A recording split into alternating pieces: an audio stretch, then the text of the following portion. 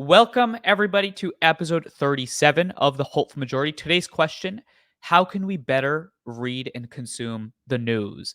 Because I know that the way that we consume information, the way that information is thrown at us, the way that our media works, it's a big challenge to trying to resolve polarization, to trying to build this hopeful majority. And who better to have on today than John Gable, who co-founded a media company called All Sides. And what All Sides essentially does is it has a tool that allows you to assess bias of different stories and allows you to understand the political lean of stories. Sound useful? I agree. And I think it's important to hear from John. As always, if you're new to this episode, every Monday, YouTube, Spotify, Apple, we release conversations here on this platform because we want to have nuanced conversations. We want to fight outrage. We think that most people in this country want a world in which we can listen to each other, disagree productively, understand, to try and solve our problems. It's about putting people over party. It's about putting our problems above our politics. It's about actually solving and making progress in society. And usually, for every conversation, we have this monologue that precedes the interview because I think there's something to usually dive into. I think this conversation speaks for itself because John and I go everywhere. We talk about how we should construct our media diets. What does it actually mean to consume news in a quote unquote unbiased way? What are the political leans of different outlets? And yes, we do a quick bingo game where we go over whether or not CNN is left, right, or middle, whether or not Fox News, where does it fall on the political spectrum? Where does MSNBC fall on the political spectrum? John Gable and All Sides have amassed thousands of people's reviews of these different news articles. And I think this is going to be a really fascinating conversation. Here's the last thing that I'll leave you with before we get into the conversation. And that is about the agency we have as people. About the agency we have as people. What I mean by that is we often look at the problem of division in our politics, of polarization. We look at, man, the news companies are corrupt, and this is corrupt, or that's corrupt, and the establishment, blah. The fact is that we actually, as people, have tremendous power in shaping the behavior of our leaders. We, as people, have tremendous power in actually shaping the business models of our companies. Because here's the secret: the models that drive our partisan politics, the models that drive our politics, they're driven partially by our ability to feed into them. The reason why our media partially is so incredibly divided is because they know that we as people are going to click on the junk food. They know that we as people are going to click on the clickbait headlines. I know that to make this podcast grow, we should be doing a bunch of clickbait because that's what causes growth. And what's fascinating to All Sides and tools like All Sides, whether you like the tool or not, that's not the point of the episode. The point of the episode is I wanted to present this conversation because it allows you to understand one way in which you can consume the news in a more potentially productive way. But what's good about these tools is they're empowering us as people. They're giving us agency. They're giving us this sense and belief that we actually have the ability to start shaping the way that the algorithms work. That if we can actually start calling out bias in the news, that suddenly you might have a shot at shifting consumer behavior and patterns of how these companies operate. That the way that we show up to the polls, if we're rewarding candidates and leaders that are more open-minded, that are more ideologically diverse, that are capable of disagreeing productively, that actually want to solve our problems, that suddenly we might have a shot at shaping political behavior. So all of that to say, I think this is one of those conversations in a long series of conversations we've had on this show about how we as people can empower ourselves to create the world that we actually want to see, a world that isn't necessarily less divided because division is inevitable, but a world in which we prioritize our capacity to solve problems, a world in which we're relatively open-minded so that we can hear and give each other the chance to be better, a world in which we foster connection. Without further ado, here's a conversation with John Gable.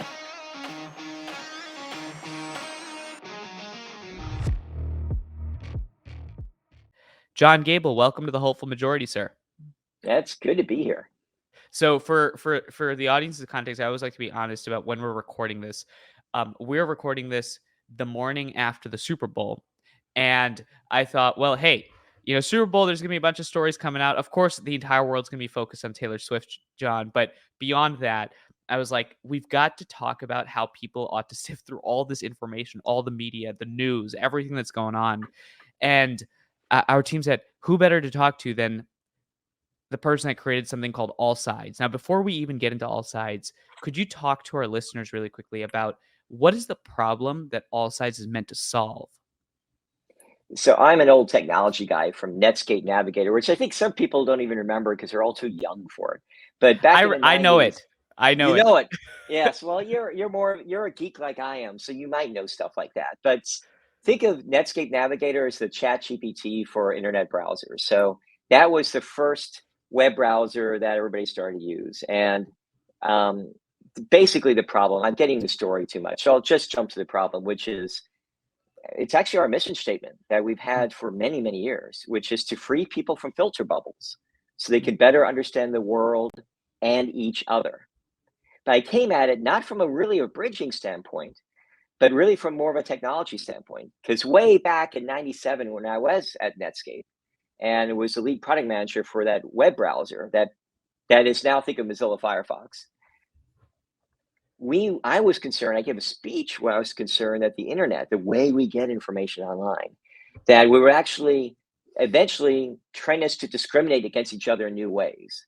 Mm. That we would actually, it would actually pull us apart because in order to deal with that overwhelming information, we'd have to have something to filter it out and give it to us. And we now talk about filter bubbles. We now talk Mhm. about how we only see one side and other people see a different side, and we become overwhelmingly one-sided about everything to the extent that we can't stand other people. We think they're not just wrong, but they're evil. But Yeah. I started worrying about that in 1997, that's where I thought the internet might eventually take us. And it's done that and a lot worse. And really, all sides has developed from the day one to combat that problem, to really deliver the original promise of the internet, which we're not doing right now. That's fascinating. So I brought up the Super Bowl because I wanted to jump right into how do we use all sides to look at Taylor Swift stories, but I'm going to stop myself there for a quick second because you mentioned being one of the people involved in the early tech boom in the 90s, right? Which spawned this entire revolution that we're in today. And my question for you, and you got to this a little bit, is you mentioned that it led to these filter bubbles, that you thought about this problem of information discrimination, information flows in 1997. Now that you look back at it 23, 25 years later, do you think that the internet revolution in the 90s produced net good for society when it comes to information? we It's done a remarkably wonderful things. There's a temptation for people to say it's all good and it's all bad. And that's just a little bit sloppy. But you and I are talking online right now because of the internet. And the idea, the promise of the internet, which we totally had back then, and I drank the Kool-Aid, which is what we used to say a lot, but totally committed to it, is that with the internet, I'd have access to more information, better information I've ever had before, so I can make better decisions. I'd also be able to access individual people from around the world. So I would know them not as a stereotype, but as individuals. And Manu, you and I have met each other many times in person, but a lot of the time we spent together has just been online. And a lot of people I know around the country has been online. And that's just even before COVID. That is possible because of the internet. Technology itself, I don't think is either evil or bad or good. It's kind of how you use it. And Mhm, it does empower things, it makes things possible. mhm, And in a lot of ways, it's delivered on its promise in education and in so many different ways to really enable people to create whole economies, a whole new ways of value, new ways of generating value so we can have money, so we can have assets and knowledge to be able to make more things and have more food and more people fed and all that stuff that has incredible value. hmm. But the negative is there too, which is really the business models that have made it worse. I did not predict. I just predicted that the flow of information would be dangerous and that it might put us in bubbles. I didn't use the word bubbles back then. Mhm. Eli Parsa came up with that filter bubble terminology later, but it's both. And the thing is in its current state, the negative of having us in these filter bubbles where we become angry at each other and divided. And these business models are encouraging people to get us to click more. And the best way to get us click more is to get us angry at each other or emotionally involved to click or buy or vote or riot or yell in whatever direction that person wants us to do that. And so we're being Hmm. manipulated at a massive level. So, That's but a problem. but John, the question I have is like you mentioned, you've got this entire group of people that are working with you, technologists that have drank the Kool-Aid, as you say, right? And you all are working on these products, and you're thinking about building these business models. And what about you or your thought process or the moment made you think that in 1997 we would have this problem of filter bubbles and the way that information flowed? Were you already thinking about the fact that these business models are incentivizing people to opt into different tribes or shape behavior? What was it about that moment that allowed you to think about that? Yeah, I didn't understand the business models at all. What I was Yeah. doing is I just read a book by Neil Postman Okay. called Amusing Ourselves to Death. And essentially, Hmm. the very simple one line is that the medium drives the message. What he really described was what would happen to the news, what was happening to the news as it moved from the written word, which is kind of a linear, thoughtful, past, present, future medium of communication, Hmm. to TV, which is very emotional and immediate. And he said news quality is going to be awful. It's going to be very emotional. It's going to be very sensational. It's not going to be high quality. It's going to become a bunch of crap. He didn't say that word, but that's essentially what Yeah. he was Yeah. saying. Yeah. He felt the same way about education too. He would have hated Sesame Street, and I think he did hate Sesame Street. It was already out by Yeah. then. Um, but I thought back then, it's like, okay, I'm at the time I was doing an internet startup before joining Netscape, and I thought, well, what will the internet do to news as news really moves to the internet, which it had not done yet in '97? And when Yeah. everybody starts using it for all kinds of information, what will it do? And I thought about the attributes of the internet and how you navigate. And I saw that it's so overwhelming. You tend to look at this is similar to that. I do a search about something similar. We now talk about a friend of a friend. And so we think of that person as a friend because they're a friend of a friend of mine. And so I saw that kind of metaphor type of thinking, that process, training us like a great athlete, a great tennis player is trained, his muscles are trained to hit the forehand just right. Our brains are trained to think in terms of metaphor, and this is similar to that. And I thought that would lead to stereotypes and would lead us to Mm. discriminate against each other in new ways. That's all I saw at that time. I think that definitely happened, but I think some of the more extreme pieces of it, the ability to really manipulate people emotionally online and to really build business models, they're just kind of like junk food business models where you're just Yeah. getting that little dopamine. I had never considered any of that. Hmm. So I'm only going to bring this up because this is highly relevant to this specific moment, which is that you thought about this problem in '97. I was born in '98, and what I think about is as a baby of that grew up with technology, and then people that come after me, like my brother and sister, that are literally digital natives.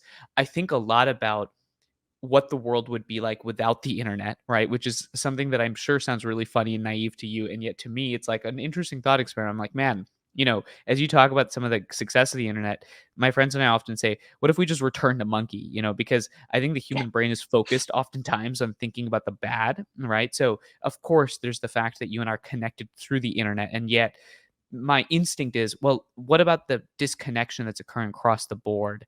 And so, as I hear you talking about the implications of the tech boom in '97, I have to ask you whether or not you've been thinking about the AI revolution happening right now and what you think the implications of the AI revolution are going to be on information. I think similar to the internet, it's both pro and con. There's a lot of great stuff with AI that I'm thrilled about. The Hmm. abilities that it can give us to enable and empower and enhance human experience, not by replacing humans, which I think is sometimes AI being used in bad ways, but to enable human beings to do what we do best, to be creative and make decisions on our own when we have good information like algorithms, or which I think was actually a bigger problem than people appreciated when they really started taking over search engines and social media. I was always thinking it was a horrible, scary thing that I think now people understand now. The good thing about Hmm. AI is everybody's scared. The bad thing with AI is people are like either pro AI or anti AI. I'm like, no, let's be pro human and how to Yeah. use the technology to move us forward to have us connect with each other better. Hmm.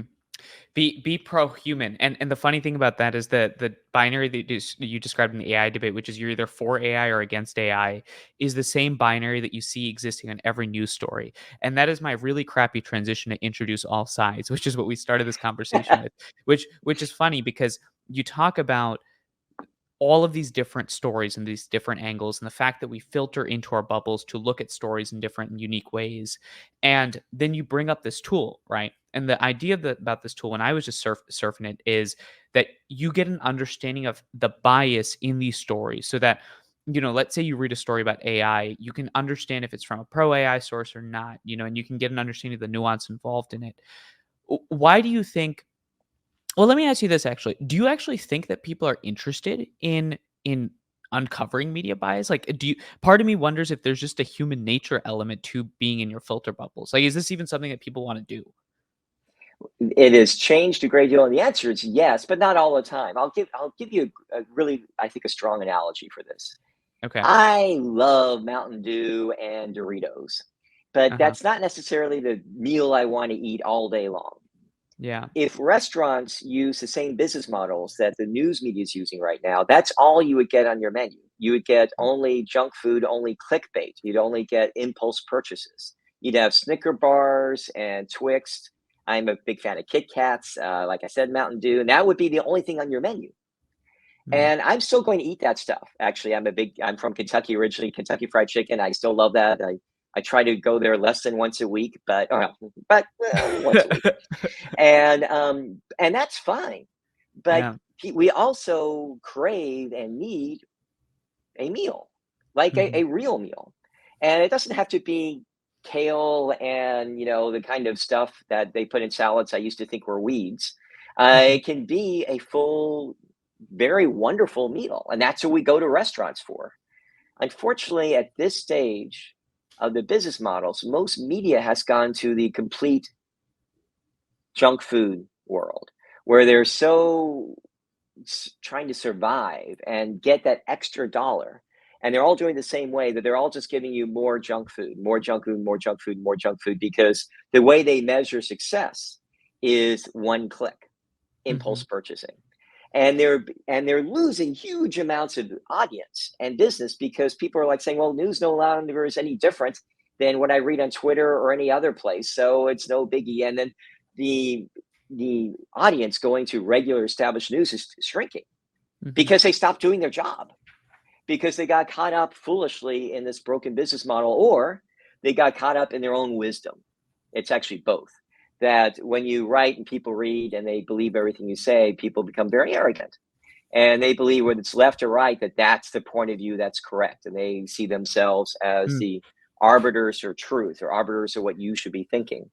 And human beings, we want to decide for ourselves. So Mm. there is a great need and desire for people just to know what's going on. And what's really happened recently is a huge shift in that. So even as long as 2 years ago, Pew Research had done research that said that more than three-quarters of people who get news on a weekly basis wanted news that didn't have a specific slant to it. And that was a big jump from the time they did the survey 2 years before that, from where it was only like a little bit less than two-thirds. Why do you And think we're that jump seeing data. happened? Why do you think that jump happened? I think it's kind of like Winston Churchill's old quote: America always does the right thing after it's tried everything else. Right. I think Or we've been just like trying human that other nature in stuff. general. Touch Yeah. the fire and then you don't touch the fire. Yeah, and people are beginning to recognize, and it's more than just being caught up in a news that makes us angry at each other all the time and stressed at each other all the time, Mhm. or just stressed because it's an onslaught.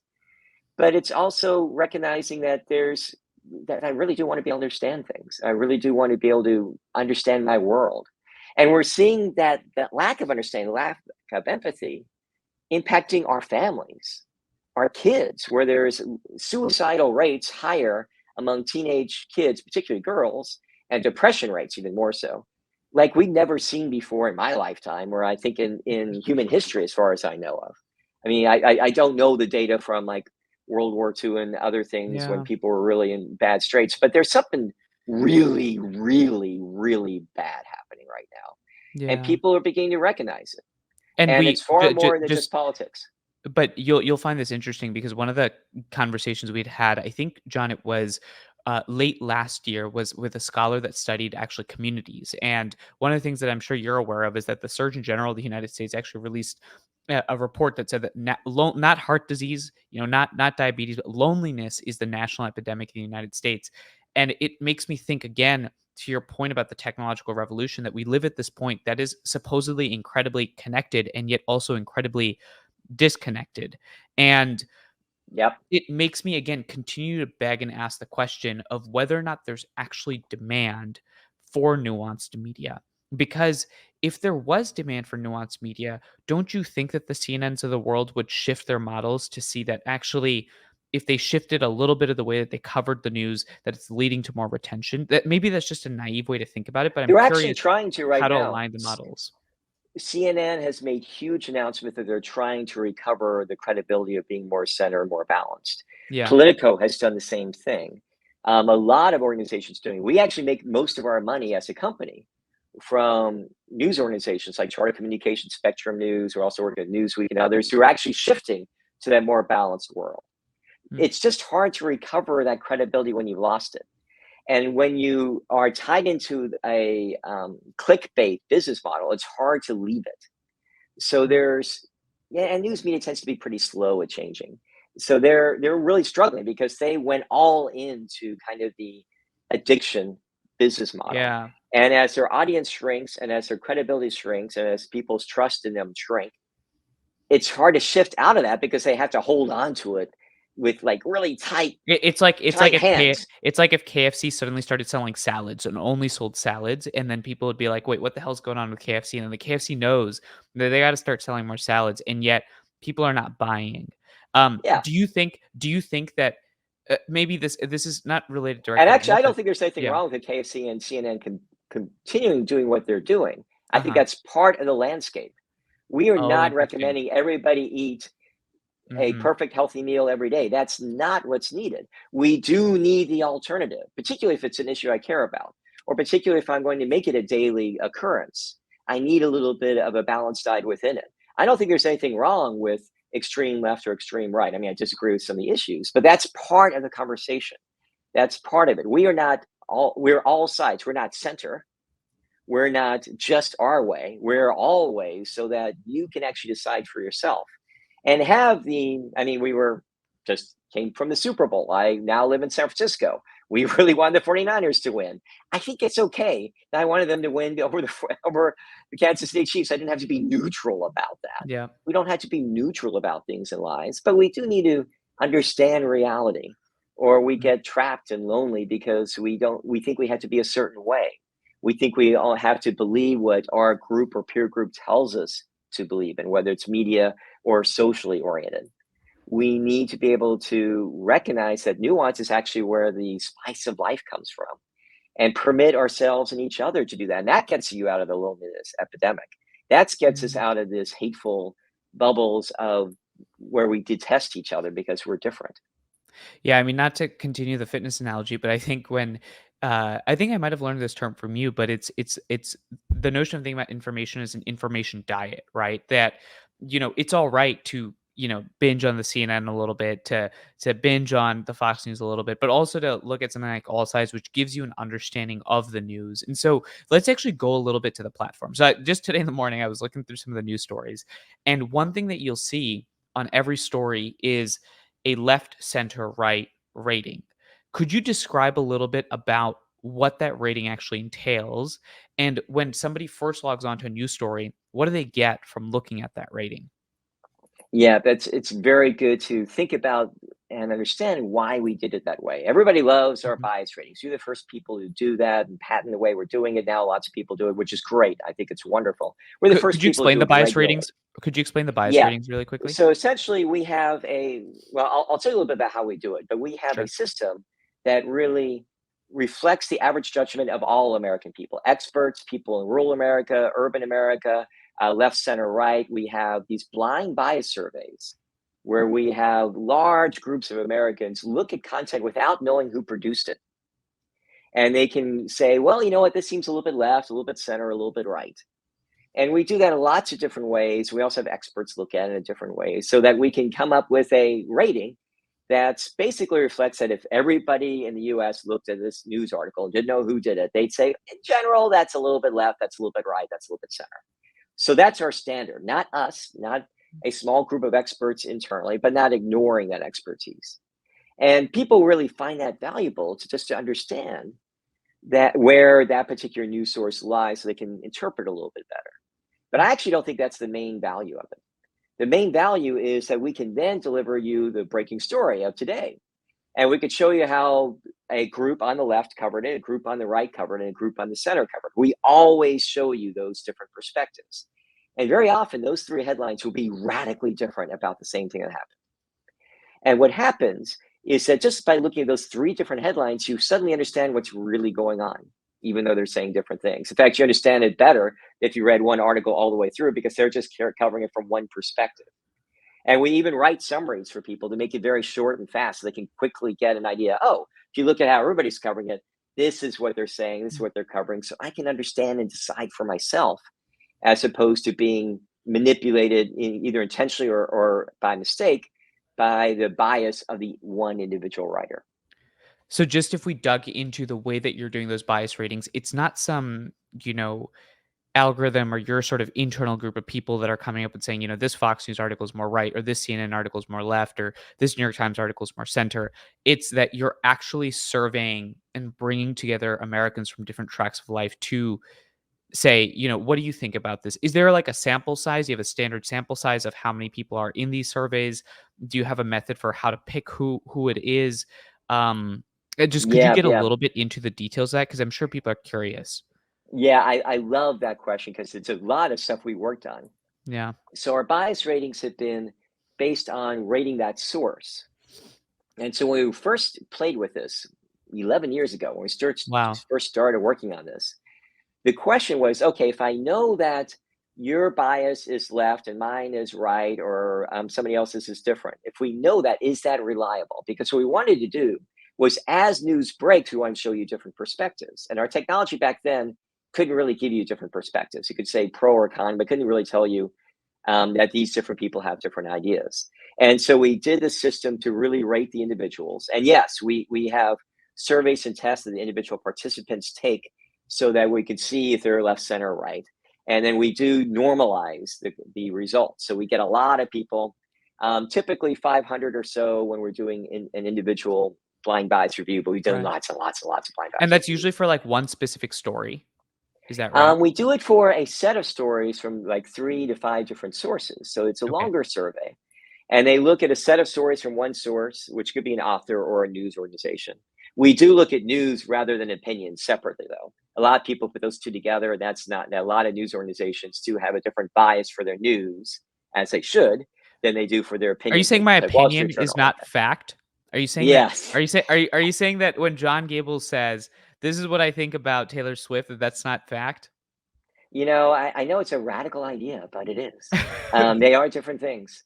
So, so we do that, and then with that, and we also have our own team look at it. But every time Mhm. our own team looks at it, we always have our team with somebody on the left and from the right and the center. In fact, if you go to our website, our team page, you'll see we actually reveal the political bias of everybody on our team. So we're obscenely transparent. Like Man, we're just they must that's love another being level. outed. The team must Yeah. love being outed in that way, which is You smart. got to It's have a little smart. courage within all sides to work here because you're open. We're very transparent. We Yeah. show you it all. And but the great thing about that is by defining that, then when news breaks, I could take something written from the New York Post and the New York Times and maybe the Wall Street Journal or Christian Science Monitor or somebody who's more center on the news. And you could see how the three of them covered the same story.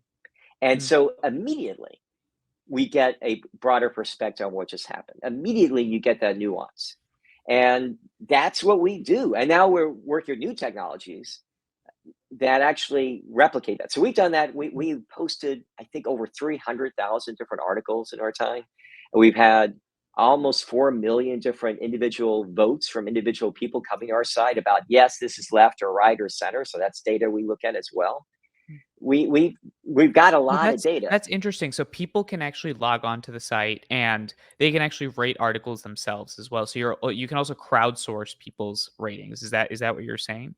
Yes. Now, the crowdsourcing doesn't determine the ratings. We use the Sure, sure. crowdsourcing as a way to tell us, as kind of an early warning Whether or system. not your rating is actually right or not. Yeah. So Yeah. we have these blind buy surveys, so you can't really game the system that way.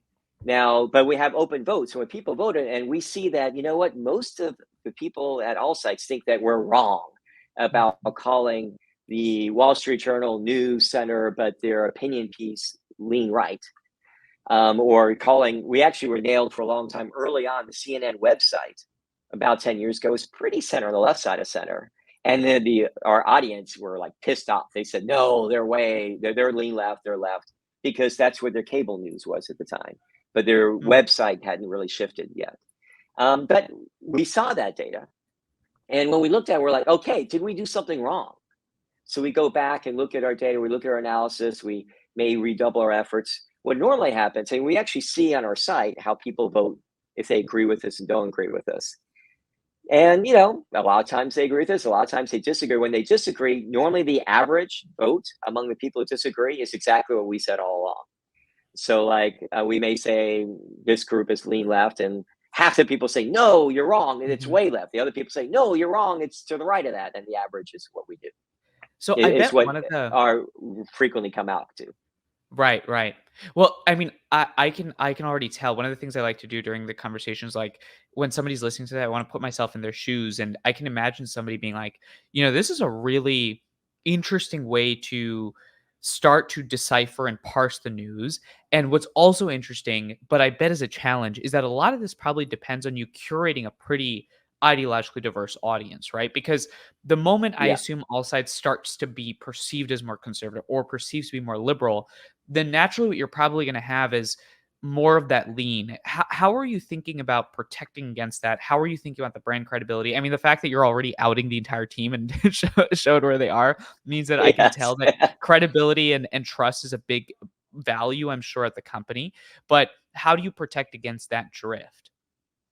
Yeah, it's essential because I frequently tell the team that credibility is our number one asset. Our ability to really let people decide for themselves and I not wish more newsrooms become said a that. ministry of truth. Yeah, and it actually goes down to that business model, what your role is first. Hmm. What is your number one job? And our number one job is to empower people to decide for themselves. We are not the curators of information for the world. We are not the ministry of truth. We are a tool to empower you. It starts with that different point of view that we begin with. In terms of how we do it, that's incredibly important, and I love it when people go deep on that because we've done a lot there. So we have three co-founders, myself, Joan Blades. We basically recreated ourselves as a benefit corporation last year, which is a certain time of corporation. That means that if somebody with a huge check from one left extreme side or the other side comes to our board and says, we want to buy your company, we can say no legally because boards are supposed to maximize profits. But being a benefit corp, we could say, yeah, we'll make money, but we're going to first and foremost follow our mission. Hmm. And if a lot of money means killing our mission, we're just going to say no. So one thing was to set us legally up so we could say no to a lot of money that might pull us one direction or the other. The other is that our three co-founders, Joan Blades was the co-founder of MoveOn.org, clearly left progressive from Berkeley. She and I did a TED talk years ago, not that long ago actually, where she and I were the opposites because I'm actually from Kentucky. I worked in the 90s or in the 80s. I worked in Republican politics. I'm lean right, but did Hmm. that for a living way, way, way back decades ago, and still am lean right. And our technology guy, Scott, he's totally center, or more accurately, he's sometimes left, sometimes right, depending on the issue. But even our founders, which are our three board members, are different politically. And then when you look at our team, you'll see that when we release anything on our site that's more than just a couple of paragraphs, we have people on left, center, and right reviewing and talking about it. And we even reveal with each article how that happened and who it was. Hmm. Hmm. The final piece that we do to ensure that Hmm. is something we're going to be announcing soon, which is we're going to start raising equity online as crowdfunding. Something we'll announce with WeFunder. We're not doing that yet, but that'll enable regular people, not just big VCs or big whatever. We haven't taken any VC money yet, but we need to get more money to grow. So we're going out to our audience first, letting them become investors in our company so they can have a voice and make sure it's even. The final thing is that if you look at our website, we do surveys on our website all the time. Our last survey had when we asked them on our side, where are you politically? we had 20% Democrats and 20% Republicans, and all the rest were either independents or something else. It was slightly more right in this survey because some of the people thought they were slightly more right, like a couple percentage points than left. In the past, it's been different. But even our audience reflects that balance where you have a very nice bell curve. Do you have data by any chance on age? I'm curious if there's a correlation based on age and whether or not people are pursuing certain types of information, or whether you're seeing, younger people more interested in seeing the bias in media, less interested. Maybe you're seeing older folks have more traction. Can you share a little bit about what the age looks like and whether or not folks are is that breaking Absolutely. along lines? It's been very interesting because most news organizations have, like, their audience tends to be politically one or the other. We're mixed. Yeah, Our age group is remarkably mixed too, where it's pretty flat across the age groups with a little spike around millennials. sure. And Huh. part of that, I Yeah. think, is, but it's like the younger audience is as big as the older audience. In some places, you have a group where you like have a lot of people on the older edge. It's like there and younger, not on our site. Mm, And sometimes when you look at our website, we definitely want to continue to evolve the UI, but it actually is designed to be very good for people who are not internet savvy as well as the people who are. So it's just mm. really brain dead simple. That's why it looks like a news site, even though there's a lot of stuff going on behind the scenes.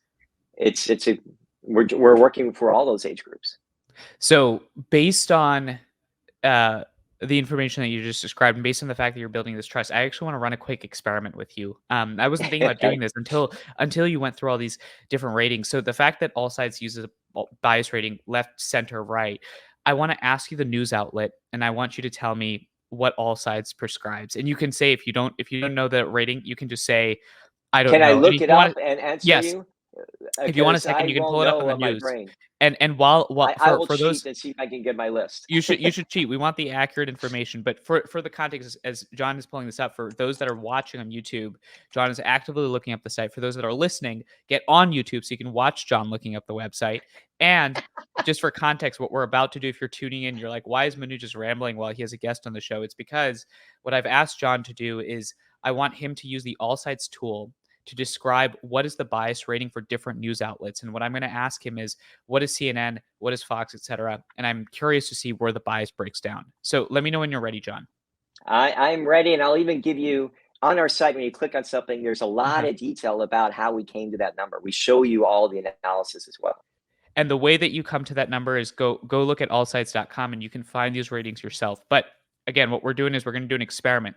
I'm going to ask John for an outlet. He's going to give the bias rating based on what All Sites describes it as. So the first one we've got is CNN. Okay, so we have the CNN online news versus the opinion as two different things. So we call their news right now as lean left, and their opinion is full left. We New York actually have Times. numbers as well. If you get New York Times, okay, I'll go faster. New York Times, news, lean left, opinion, far left. Fox News. Fox is both the news and opinion are right. At one point, Fox News online news is actually lean right, so that's been kind of on the edge of lean right. Right, it really depends on whether you're watching their news, whether you're reading their news program, or whether you're reading something like something from Tucker, because that's obviously very different. Wall Street Journal. Wall Street Journal, I know this off the top of my head. The news is absolutely middle. They have been very consistent on that, and their opinion is lean right, and they've been consistent about that for many, many, many years. Last one, The Atlantic. The Atlantic, I'm pretty sure, yeah, it's left. So anybody that's like, what did we just do? If you actually tune into the first part of the show, we actually went through what the bias rating involves. So if you're like, what, how's John pull it? I disagree. The Atlantic is center. Well, if you disagree, we just talked about actually how these bias ratings work. And so it's an interesting exercise. And I'm sure anybody can log on and do this. I'm wondering, do you do this with podcasts by any chance, John, yet? Is that We have you That's started coming in our looking at future. podcasts? That's coming to our future. We will be doing that. Okay. We're not doing that quite yet. And by the way, I should have told you when the community agreed and disagreed, because I have that up here as well. Okay. Well, They do agree, but Did anyway, it's did funny. the did the community? I just want to ask for two specifically. Did the community agree on CNN, and did the community agree on Fox? The community agreed on CNN for online news. 65,000 agreed, and Okay. 56,000 disagreed. And they completely agree with the opinion, where 39,000 agreed with the opinion being left, while only like 9,000 disagreed. And you said Fox. The community agrees with that as well. Just to buy a little bit about the online news, it's gone back and forth a little bit, but for the opinion, absolutely. 36,000 agreed with that being right opinion, and only 8,000 disagreed. That's So fun. I appreciate you both humoring me, but also the fact that it was such an easy way for you to quickly flip open the tool and see where the ratings are. I think just explains like there are ways for people to shift through the news, and the hope that I get from this conversation is like there is actually a way for us to be more media literate. It's not that we're like beholden to the algorithms. We can actually empower ourselves, and as you said, there's an information diet that is built into this. And I know the millennial audience is about to bristle at me, but the fact that you said there's a spike in the millennials using all sites makes total sense because those guys are into dieting and all different aspects of life, and they're like, let me also pick up the information diet. Makes a ton of sense. So naturally, what I've got to ask you is now that we've set you up as like the nutritional scientist for information and news, what is the information diet that John Gable would prescribe to the average person that's just trying to get a relatively unbiased understanding of the news? It's more than just a diet so you understand the world, and a varied diet, but Mhm. it's also how often you eat, if you will. So a lot of stress, there's been a lot of studies about people's stress around the news and understanding. And so some people are like getting news feeds all day long, all day long. And all the media companies want you to do that because it means more clicks, more advertising dollars, and it's great for them, but it's bad for us as human beings. Don't check the news more than once or twice a day. I don't think you'll hear a lot of media people saying that because they want you to do it, but it's actually not healthy. Do it once or twice a day. There's also a lot of data that says that if you do see the news from left, center, and right, your stress level actually goes down. That when you see it next to each other, in fact, you'll notice that on our side, you mentioned how you see that. We do that very intentionally. Some people thought, well, you can choose if you want to see the news on the right or the left. We actually don't give you that choice. We make you see news from the three different sides. You can dig deeper in any way you want to go. You can go much deeper on the left or the center or the right or anybody else. But we always quite intentionally make sure you see at least what the other point of view is, even if you're just snickering at it on the way as you're understanding the news, because that's a part of understanding the world. And it also reduces our stress levels as well. It increases nuance, it increases understanding, and it reduces stress. So those are the things I'd recommend is make it a regular but controlled diet, not something where you're on the edge of your seat all day long. That's not good for you. You got to get truth to chance. And so Mhm. the most breaking news isn't always the most useful thing. So don't binge your Mountain Dew, people. But I will say that you still have not answered this big question of are there specific outlets that you might Oh, recommend? Are there oh, specific I answered it wrong. I'm sorry. No, no, you Um, did not answer it wrong. You actually answered it even more effectively. You answered it like a real doctor, which is you said, let's get to the root cause of the issue, not just which outlet to look at. But my Gen Z, 30-second attention span brain still wants to know what are the outlets that John Gable would recommend that I view for relatively balanced diet. I would avoid any one outlet. I think you need to get beyond that. You just have to recognize that. If you're in New York City, the great combination is New York Times and Wall Street Journal. And if you really want to do it, it's New York Times, Wall Street Journal, and New York Post. That's really the diet you should have in New York City, is those three. That takes a lot of time. So that's why we do a lot of that work for you. Um, and you can find it other ways. But I recommend something local because you want to know what's going on locally. And depending on where you are, that's more likely to be lean left than it is lean right. It's not always that case, but it's more likely to be that case. And if so, you need to add something a little bit more center or lean right to your consumption. And I Mhm. do think the Wall Street Journal is fabulous. And even people in the media who are on the left, everybody agrees who's in the business. They understand the Wall Street Journal does a very good job at news. They may disagree with the opinion page, which is fine. That is an opinion page. But the news, just straight out, they really rock. I think Newsweek is quite good. They changed over time. They're a little bit more. They show a little bit more the left and the right, a little bit farther out, but they show a good balance of the two. They're a little bit more. Um, Yeah. And they go a Newsweek little is farther, but they show both. Yeah, Newsweek is actually one of the their CEO Dave forgot. There's actually somebody that I want to talk to soon because they're an interesting outlet in that they've actually, I mean, they've existed for I think 100 years and they've evolved over time, and so it's fascinating to see that as a case study.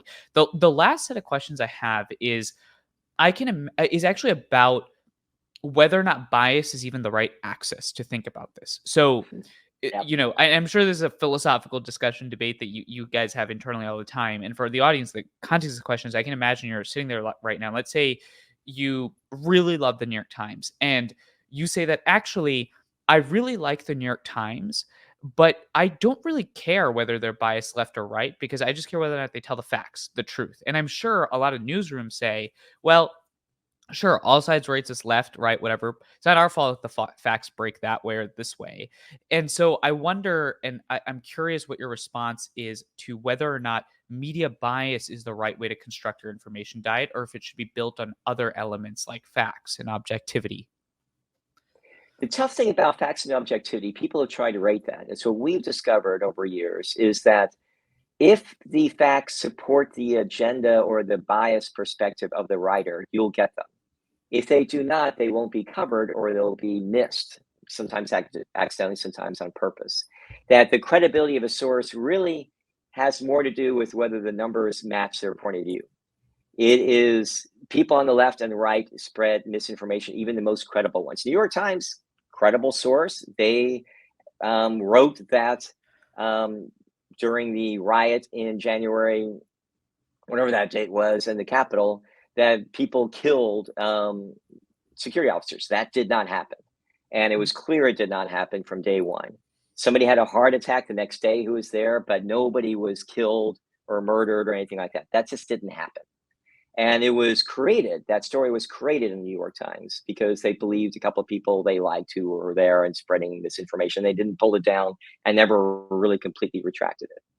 Hmm. Um, there are too many examples of that, unfortunately. And on the right, people, and it's not just that, you can be completely factually accurate and make your story every day about how we shouldn't have much confidence in the election system. Because there are factual things that are of concern. There is fraud. There's more noted, there's more evidence and hard evidence of actual fraud than there was of voter access and people being denied access. But depending on what news you're reading, you're more worried about people being denied access to vote, or you're more concerned about fraud. There was enough fraud that we can show that changed the last election, but there is fraud. And so if you just talk about the facts about there was fraud and talk about how all these rules change, you can easily believe some things. Or if you only talk about the other side and you're missing the nuance, Hmm. there are concerns about some things that happen there that we can tighten up so everybody has confidence in elections. Hmm. And there are both parties who are trying to get people overly concerned about one narrative or the other because those other guys are evil. You need to watch yourself because those other guys are evil. So they use it to divide us. Hmm. Um, it's not just that you're saying things are factual. It's a matter of if you're using facts, picking the facts you want to share, intentionally or unintentionally, just to support your narrative, Hmm. and leaving out all the people who are at the border who are suffering, or leaving all the people at the border who Hmm. wouldn't have been there if we had different policies, or the people suffering in the city. I'm still amazed at what I see as a almost a comfort or acceptance of like the homelessness in San Francisco or people dying from overdose. And we get very, very, very, very, very upset about three or four people being upset. It's something that seems very minor to me. Taylor Hmm. Swift is wonderful, but I don't think she's as interesting as important news as people dying in my city because the drug overuse and homelessness is out of control.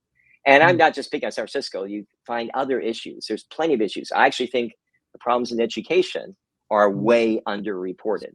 Yeah. So if I hear you correctly, and obviously there's some interesting facts you just threw out, like you said, the New York Times reported something about officers, about deaths at the Capitol, and yet that did not necessarily happen. Or you reported, or you mentioned, this notion that there are actually more stories than not, and I'm obviously not necessarily going to fact check those pieces. But what's interesting about what you're talking about is you're saying that facts don't exist in a vacuum. That even in the news, the person that's writing the story has a specific angle or objective, and that Whether it's really those conscious or not, it's not always conscious. and those facts you're saying are going to be in some way or the other, conscious or not, going to be used in a way and outlined in a way or left out in a way that furthers that specific argument. So, Absolutely, and also which stories are covered in the first place uh-huh. is a huge piece. So part of what we do at all sides, it's not just left, center, right. There are other kinds of biases Yeah. or sections of perspective, but it's also what's being covered. What do you think is important news? And Mm. that is very different on the left and right in different news organizations. Part of what we do is sometimes we bring out news that was really big on one side or one group that wasn't covered by anything else, and we'll make sure everybody sees that news Mm. story. So then I finally have a question on vision, which is that let's say that we grant you that the best way to construct your information diet is around thinking about media bias and importantly thinking about how frequently or infrequently you're consuming the news. Let's say that's right. Now imagine a world in which every person in the United States is using all sides as a way to balance their diet, right? Let's say you punch that golden ticket and that vision comes to reality. What is materially different about that world? Why do you think that that would be a good thing? First of all, you don't need to get anywhere close to that to change society. Hmm. So if you talk to academics about what it takes to change society, they talk about movements and like the women's movement, right to vote, or different movements over time. And you'll see they'll tell you that when you get about 3.5%, only 3.5% of that populace engaged in that movement, every time you hit that critical mass, culture changes, policies change, you're essentially successful. And we have 330 million Americans. And if you just look at voters or adults, you're only talking somewhere between 5.5 million and 10.5 million people.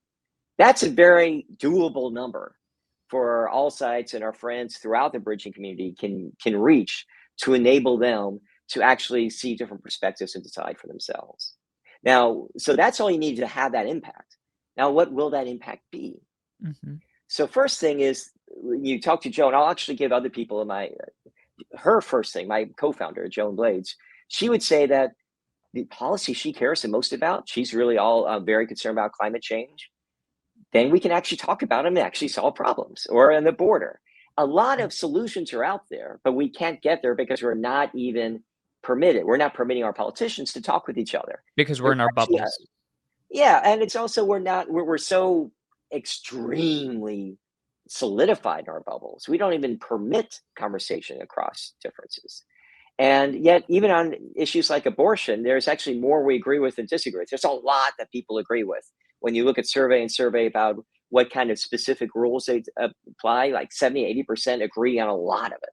But we can't seem to do that because we're too busy yelling at each other, or the politicians are too busy, and people raising money are too busy emphasizing the differences so that they can get more clicks, more views, more money, but not solve the problem. Because if we solve the problem, or make it better, it becomes less of a moneymaker for them. Hmm. So part of it is getting beyond that, is just solving some of those problems. But the other thing, which we talked about earlier, is that the everyday lives and stress level we carry changes. When we that low, like this, I can't prove as well. There's a lot of data that suggests this, but when you look at the angst society is suffering right now, I can't be myself because I'm afraid I'm not going to fit in my peer group well enough. We're forced to be a certain way. And therefore, even if I have friends, I'm kind of lonely because I can't be honest about who I am or what I really think. That's a societal, psychological epidemic of a kind. And being able to disagree and being able to disagree health in a healthy way, and be able to appreciate that you and I disagree on something, but actually appreciate each other and what you're hoping to gain, where I'm hoping to gain is usually the same thing, just different ways of getting there. That makes you and me both feel more accepted to each other. And so I think I mean, I'm going on a little bit the farther end of it, but this is all the science points to that, Hmm. that these are tied together seriously, not just about our ability to manage ourselves or keep a healthier, more vibrant, active, effective, democratic society, but even a healthier community and families. And I know a lot of the folks listening to this, I mean, we talk about this a lot on the show. The reason why we call the show the hopeful majorities because I do think there is a majority of people out there that are not actually exhausted. I think they're just disappointed in the system, and importantly, they're looking for avenues, and I think they're hopeful for options. And to your point, there's this whole outrage industrial complex that whose currency is the junk food and is the the diet Coke and the Coca-Cola and the bad sucrose and the Don't forget aspartame. Mountain Dew. Sorry, gotta have Mountain Dew in there. That's Mountain fine. Dew, yes, and Doritos. Don't forget the Doritos. And the problem is that as a result, it sacrifices nuance. And the entire objective of the show is how do you actually build nuance, and importantly, how do you make it interesting, exciting?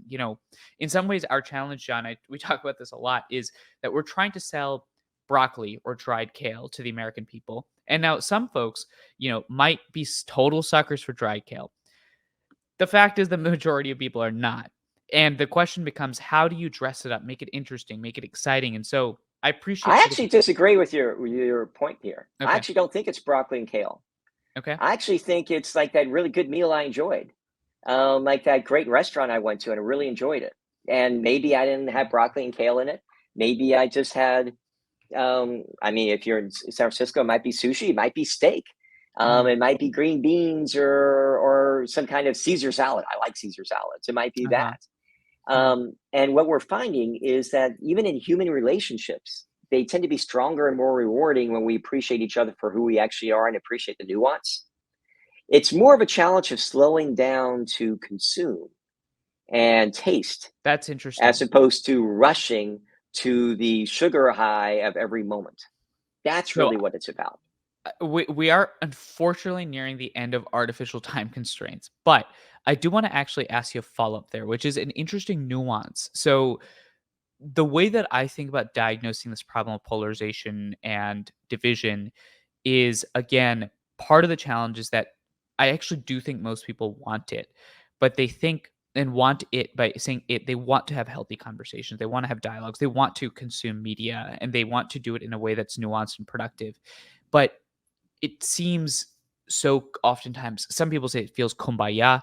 It feels like let's hold hands. It's not tangible and concrete enough. Some people I think will level the critique that it's that it's not productive in different ways. Other folks will say that it is like dried broccoli. It sounds like it's good for me, and yet, I just don't eat broccoli. And so as a result, even though the nutritional scientists will say this is good for you, this is good for you, we still have an obesity crisis. But one thing that you pointed out is that you're saying a core element of the way that you're diagnosing the problem is that it's about actually slowing down. That it's not just that, we have to think about the product. It's that you're saying that we as people just need to slow down the way that we're consuming and not be on all the time because being on all the time is actually driving us crazy. Is that accurate? Am I hearing that correctly? Yes, and I think it's that, and don't buy into the popular narrative that's supported by money that nobody wants this. Hmm. I mean, when we have conversations, and we do them online, and we do them for I people agree with left, that. center, right, Yeah. a lot of people are worried, but from our tests, 87 to 95% of people want to do it They again. want it. They It want was an it. incredible experience. Hmm. And when you make that analogy to like the speed of life, I think all of us can remember a time when we just slowed down a little bit, spent a little bit more time with that book or that article, or that person. We're like, wow, that was really awesome. That was really special. We love that. We crave that. And when we have that, we want more of that. I don't think our job so much at all sides is to convince people of this better thing. We just have to give them the opportunity to have it and taste it and then enjoy it. And then it naturally feeds upon itself. We've spent no money on advertising and we've had as many as 22 million views a month. It's grown very organically. We're looking to raise money to be able to get to another level. But that kind of success with that little bit of money makes no logical sense. It's because Mhm. there's such an overwhelmed, unmet demand for something better than what we're being force fed right now. I agree with that. I think there's tremendous silent demand. I think to your point, it's about getting people to taste it. And I guess what I think a lot about is how do you get people to taste it? Are people inherently skeptical of the taste? Do they not buy it? Or as you're, I think, positing, they just need to be given the opportunity.